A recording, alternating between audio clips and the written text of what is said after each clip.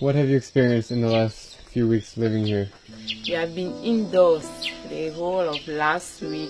Did you hear any gunshots and stuff? Yesterday in the evening. Yesterday? Yes, in the evening. So like 10 hours ago? Yes. You heard gunshots? Yes. Yesterday around 6 to 7. How far away did they sound? Down this way, 5 minutes. Seriously? Seriously. Every day, gunshot. They just shoot, so we don't even know. When you go somewhere, you are just afraid. Just stay in your house. See, you can look down. These are bullets. Where? Just down here. Oh. Those are all bullets. They didn't clean it up?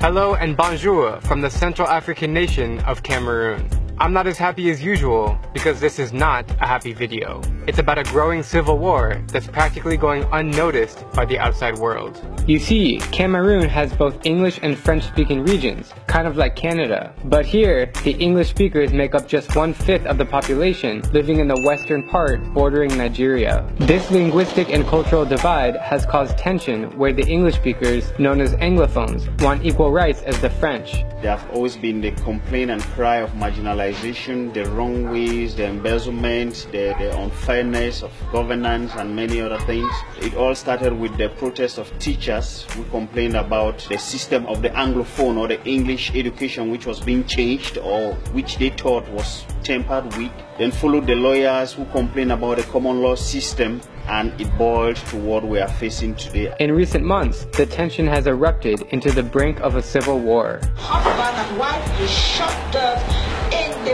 Nearly 1,000 deaths have been recorded so far in the English regions, including beheadings. There have been terrible shooting around the southwest and northwest of the country. People are being treated like more or less like animals. They're burning down houses and kidnapping innocent people. In the town of Boya, people have been fighting with homemade machetes and rifles.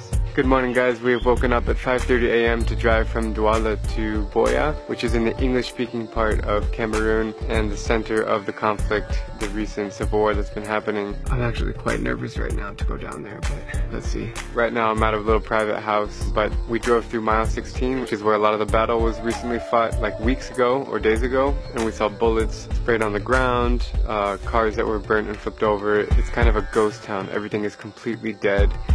Every single building is closed.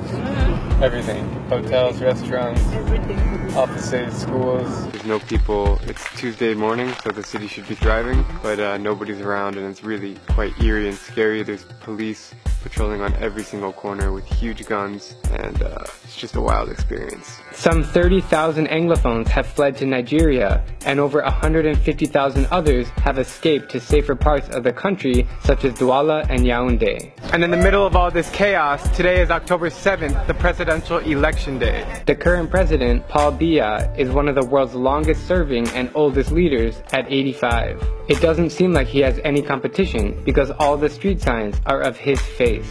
This chaos is very unfortunate for the country, and we can all pray that it doesn't get any worse. My aim with this video is simply to raise awareness about what's happening, because things like this should never go unnoticed. Even though my experience in Cameroon has been limited, it's been very eye-opening, and I've learned a lot about the politics of this land. It's a shame that I won't have the chance to explore more of its beauty as I'll be laying low, but I guess that this is all part of the journey.